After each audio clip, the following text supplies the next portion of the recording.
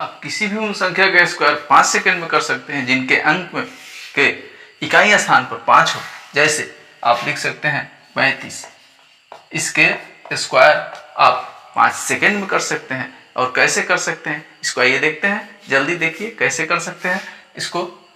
जैसे हम लोग 5 का स्क्वायर करेंगे, 5 25,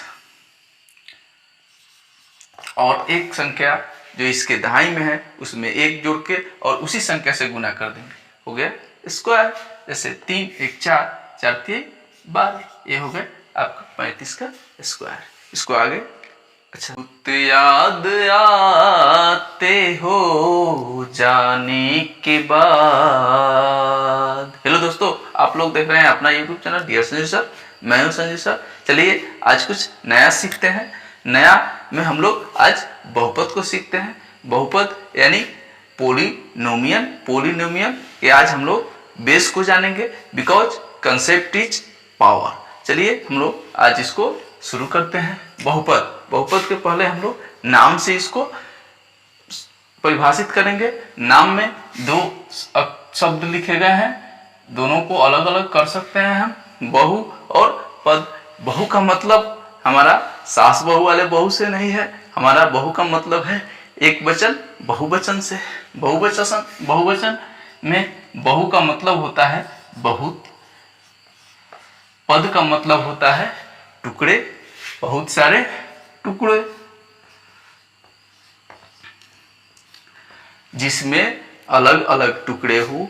जिस समीकरण में, जिस इक्वेशन में अलग अलग टुकड़े हो वो बहुपद कहलाते हैं। जैसे मैं एक बहुपद का समीकरण लिख रहा हूं, 3x square plus 2x equal to 4। ये हमारे एक समीकरण हो गया। अब इस समीकरण में हमको देखना है कि इस समीकरण में टुकड़े है क्या और कहां से हैं। तो हमारे ये हो गए आपको 3x एक टुकड़ा, 3x स्क्वायर, 2x दूसरा टुकड़ा और 4 तीसरा टुकड़ा। ये हमारे टुकड़े हो गए। और यहाँ हमारा नाम इसका कह रहा है जिसमें बहुत टुकड़े हो वही बहुपद होते हैं। अब हम कैसे पहचानेंगे कि दी हुए संख्या में टुकड़े हैं या नहीं। इसके लिए हम लोगों को सबसे पहले एक बात, एक नियम, एक शर्त ध्यान रखना होता है। वो शर्त है क्या कि किसी भी समीकरण में अगर प्लस या माइनस का चिन्ह हो, जोड़ या घटाओं का चिन्ह हो, तो वह समीकरण में होता है और वह समीकरण बहुपद होता है। जैसे हम लिखते हैं 3x माइनस 5, यह एक बहुपद है। इसमें एक डिवाइड का चिन्ह यानी इसके को बांटने वाला चिन्ह माइनस का चिन्ह आ गया। जबकि अगर कहीं लिखा हो 3 into x तो यह एक बहुपद नहीं होगा, क्योंकि 3 और x को हम लोग मल्टीप्लाई करेंगे तो इसका गुणनफल होगा 3x। यह हमारा बहुपद नहीं हुआ। अगर कहीं दूसरा कुछ लिखा हो जैसे 5x/4, यह बहुपद है या नहीं, तो हम लोग सीधा लिख देंगे यह बहुपद नहीं है, क्योंकि यह भाग के रूप में है, यह डिवाइड के रूप में है। और इसको जब हम लोग डिवाइड करेंगे तो इसका डिवाइडेशन भी वही भिन्न के रूप में आएगा, तो यह एक बहुपद नहीं होता है। अब हम लोगों को यह ध्यान देना होता है कि बहुपद में कुछ नियम कानून होते हैं, कुछ संख्याओं के प्रकार होते हैं। जैसे बहुपद में अगर आपको अचर संख्या दिया हो, अचर संख्या, जैसे आपको हो अचर संख्या में हो जाते हैं पूर्ण संख्या और प्राकृतिक संख्या जो कभी नहीं बदलते हैं। वह एक अगर हम यहाँ लिखे हैं तो यह एक अमेरिका में भी होगा, यह एक दिल्ली में भी होगा, यह एक कर्नाटक में भी होगा, एक सब जगह ऐसा ही लिखा जाता है। 1 2 3 4 इत्यादि इत्यादि बहुत सारे जितने भी संख्याएं हैं, पूर्ण संख्या या प्राकृतिक संख्या, सभी अचर संख्या होती है। लेकिन चर संख्या, वेरिएबल नंबर,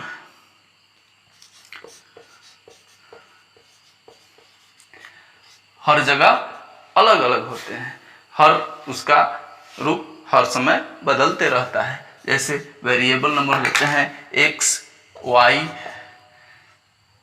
a, b, और क इत्यादि, ये सभी अलग अलग हो जाते हैं। हर भाषा में भी यह अलग अलग हो जाते हैं। लेकिन संख्याएं जो है, पूर्ण संख्या हो या प्राकृतिक संख्या हो, रियल नंबर हो, ये सभी नहीं बदलते हैं। ये हो गए अचर संख्या और ये हो गए चर संख्या। अब हमारा कोई भी समीकरण बनता है तो चर और अचर के मेल से बनता है। एक पूर्ण समीकरण का रूप आपको यह है 3x² प्लस 2x प्लस 4। यह एक पूर्ण बहुपद और पूर्ण समीकरण भी है। इस प्रकार हम लोगों को यह बात ध्यान देना होता है। अब हम लोगों को एक बार और ध्यान देना होता है कि बहुपद में हमेशा इसके पावर जो होते हैं वह डिग्री जो होते हैं वह इंक्रीजिंग डिग्री होंगे या डिक्रीजिंग डिग्री होंगे। इस जैसे हम इस बहुपद को ऐसे भी लिख सकते हैं 4 प्लस 2x प्लस 3x²। यह भी हो सकता है।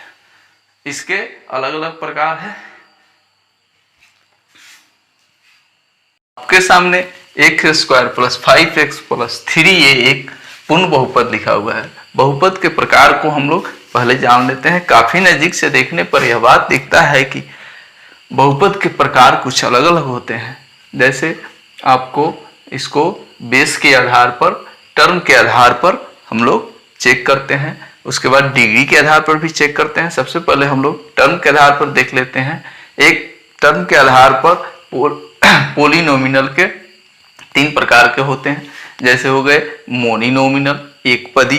एक पदी में आपको यह संख्याएं आ जाती है जैसे 3x, 5, 9x। ये बहुपद नहीं होते हैं, ये बहुपद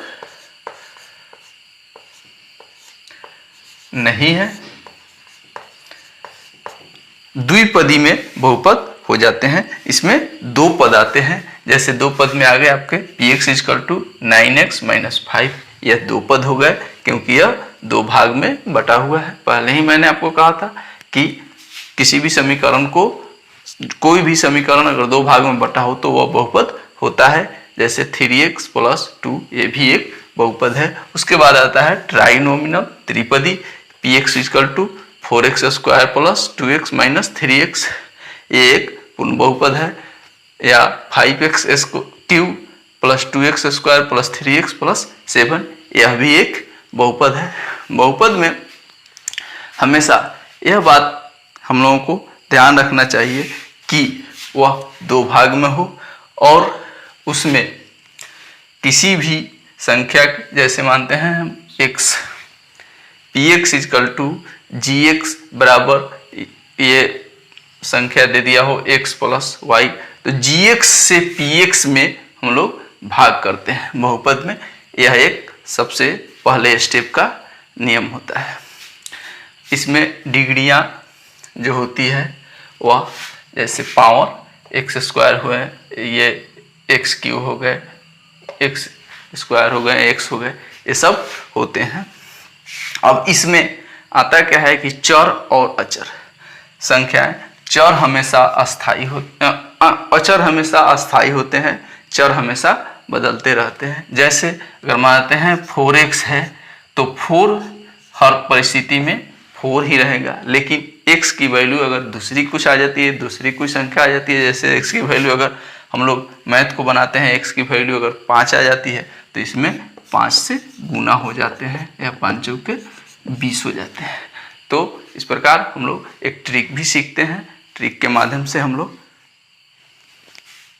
भाई कहाँ चल दिए, कुछ स्क्वायर बनाने की कुछ शॉर्ट ट्रिक तो समझिए कैसे बनता है। अगर हमारा वीडियो अच्छा लगता हो तो हमारे चैनल को सब्सक्राइब करें, लाइक शेयर और कमेंट करें। देखिए स्क्वायर कैसे बनते हैं शॉर्ट से शॉर्ट तरीका में। अगर किसी संख्या के अंत में 5 हो तो उन सभी के, जैसे सभी संख्या मैंने 5 जिस इकाई के स्थान पर जिसके 5 हो वही संख्या लिखा है। इसका स्क्वायर आसानी से कैसे बना सकते हैं, ऐसे कोई भी हम गुना, कोई भी मैथ बनाते हैं तो उसमें हमें गुना भागा मल्टीप्लाई करना पड़ता ही है, तो उसको हम आसानी तरीके से कैसे बना सकते हैं। जैसे देखा जाए 35, यानी इसको हम लोग स्क्वायर निकालेंगे तो 35 गुना 35 लिखेंगे, गुना करेंगे, बहुत लंबा चौड़ा समय होगा। इसके लिए आसानी तरीका है, इसको कैसे बना सकते हैं हम लोग। इकाई का जो अंक है इस 5 को स्क्वायर कर देंगे। 5 का स्क्वायर तो सभी लोग जानते हैं 50 25। अब बच गया हमारे दहाई के अंक। दहाई पर क्या है 3, इसको हम लोग करेंगे क्या, जितना संख्या है उसमें 1 जोड़ देंगे, 3 1 4। अब इस 4 में इस ऊपर वाले संख्या से गुना कर देंगे, 4 तिहाई 12। ये हो गए हमारे 35 के स्क्वायर। नहीं समझ में आ रहा है तो आगे देखिए 45 का स्क्वायर, 45 गुना 45, यही होता है 45 का स्क्वायर। हम लोग 45 गुना 45, 45 की पहाड़ा बहुत बड़ी होती है, इसको गुना करेंगे बहुत समय लगेगा। इसको सीधा आसान तरीका है, सबसे पहले इकाई के स्थान पर जो 5 है हम उसका स्क्वायर कर देंगे। 5 की स्क्वायर सबको आती है 50 25, 25 लिख देंगे। अब इस दहाई के अंक पर, इस संख्या में जो दहाई के अंक पर जैसे 4 है तो 4 को में हम लोग 1 जोड़ देंगे, 4 1 5। अब इस 5 में इस 4 से गुना कर देंगे, 5 चौका 20, यही हो गया हमारा 45 का स्क्वायर 2025। अगर नहीं समझ में आया तो दूसरा समझ लीजिए, 65 का करेंगे 65 गुने 65, या समझने के लिए मैं 65 गुने 65, 45 गुने 45, 35 गुने 35 लिख रहा हूँ। समझने की कोई जरूरत है, मैं डेली पढ़ाता हूँ, हमें याद है। आप भी प्रैक्टिस करें, प्रयास करें, हो सकता है बना सकते हैं। कैसे, 50 25, 25 का 25 लिख देंगे, बच गया मेरा 6। 6 में अपने मन में 1 जोड़ लेंगे, 6 1 7, और उस 7 में 6 से गुना करेंगे, 7 6 42, हो गए 4225। 65 का स्क्वायर 4225। अब हम लोग 25 का करते हैं, छोटा अंक का करते हैं, तो सभी लोग जानते हैं 25 का 625 होता है, लेकिन हम वो करके दिखाते हैं। 5 का करेंगे स्क्वायर 50 25। उसके बाद हम लोग 2 का करेंगे तो 2 का में 1 जोड़ देंगे यानी 3। अब 3 में 2 से गुना करेंगे, 3 दूना 6, 625। 15 का करते हैं 50 25, 1 में 1 जोड़ देंगे 2 में 1 से गुना करेंगे 2 ही होगा, 225। उसके बाद 55 में करते हैं, फिर करेंगे 50 25, 5 में 1 जोड़ देंगे, 5 1 6, 6 5 30, 325। ये है हमारे बहुत सारे 5 के तरीका। अगर मेरा वीडियो अच्छा लगा हो तो इसको लाइक करिएगा, मेरे चैनल को सब्सक्राइब कीजिएगा, और कमेंट में ये बात बताइएगा कि आपको ऐसे बहुत सारे तरीका फार्मूला जरूरी है कि नहीं, ट्रिक्स आवश्यक है। अगर है तो मैं और सारे बताऊंगा। हाँ, एक बात निश्चित है कि परीक्षा कोई भी हो, एग्जाम कोई भी हो, उसमें गुना जोड़ घटाव गुना भागा तो करना ही होता है।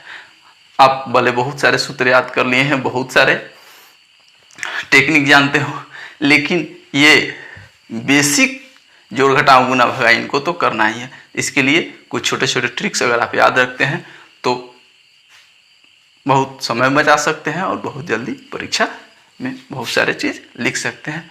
इसलिए गुड बाय, अगले वीडियो में मिलते हैं बहुपद के कुछ बाकी प्रश्नों को लेकर। इसलिए मेरे चैनल को सब्सक्राइब कीजिए और बेल घंटी अवश्य दबाइएगा। एक बात मैं तो भूल ही गया था, बेल घंटी दबाइएगा तो मैं जो भी वीडियो बनाऊंगा उसका नोटिफिकेशन सीधा आपके पास जाएगा। इसलिए मिलते हैं अगले वीडियो में। Good bye.